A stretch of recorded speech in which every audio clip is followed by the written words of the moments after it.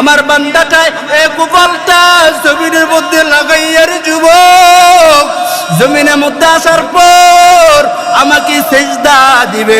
রহমতের নবী বলেন আকরাবু মা ইয়াকুনুল আবদু মির রাব্বিহি ওয়া হুয়া সাজিদুন।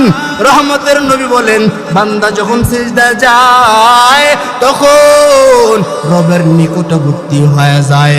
বান্দা আল্লাহর যদি প্রিয় হতে চান, রহমতের নবী বলেছেন বেশি বেশি নামাজ পড়া, বেশি বেশি সিজদা দিয়ে আল্লাহর নিকটতম বান্দা হয়ে যাও।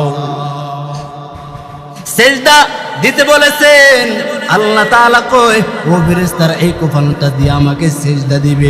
যেহেতু বান্দা আমারই গোলাম, আমার বান্দা হইয়া দুনিয়াতে গিয়া সিজদা দিবে আমাকে, ও ফেরেশতারা তোমরা স্পর্শ করবা না, কারণ এই সিজদা দিয়ে জমিনে গিয়া সিজদা দিয়া বলবে সুবহানা রাব্বিয়াল আ'লা।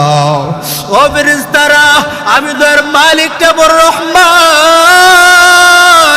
যখন বান্দা নিজেকে নত বানাইয়া দিবে, আমি আল্লাহ তাআলা ওর প্রতি এমন নজরটা নাই যে পড়ে যাবে। আমি আল্লাহ তাআলা ও যে অন্যায় করেছে, ও যে গুনাহ করেছে, পাহাড় পরিমাণ সমুদ্রের মতো গুনাহ হয়ে গেছে, আমি ওই সমুদ্রে পানা পরিমাণ গুনাহ আমি তাকাইব না।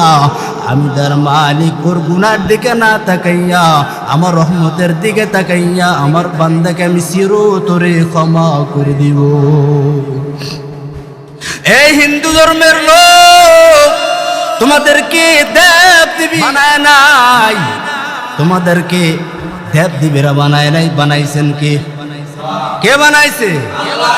তোমরা শীতলা দেবীর কাছে গিয়া তোমরা মনে মনে ভাবো জীবনে মনে হয় কলেরায় ধরবে না। ওরা হিন্দু ধর্মের লোকেরা শীতলা দেবীর কাছে গিয়া কয় মনে হয় কোনোদিন কলেরায় ধরবে না। আল্লাহ কয় না না, সুস্থতা দেওয়ার মালিক আমি, অসুস্থতা দেওয়ার মালিক আমি। তোমরা সবাই আমারই গোলাম, তোমরা সবাই আমারই বান্দা। আমি আল্লাহ তাআলা তোমাদেরকে বানাইছি, তোমরাই আমার বান্দা, তোমরাই আমার আপন, আর কেউ নাই আমার। আজকে যারা তোমরা আল্লাহকে ভুলিয়া গেছো, আসো আমার দিকে আসো, আল্লাহকে আল্লাহ বইলা ডাক দাও।